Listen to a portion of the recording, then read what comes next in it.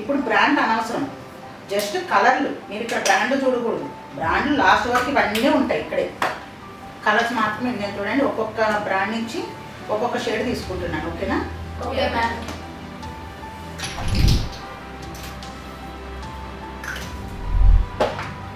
Guys ఇవి just base, ఇవి మించున్నాయి ఇంకా ప్రొడక్ట్స్. ఓకేనా?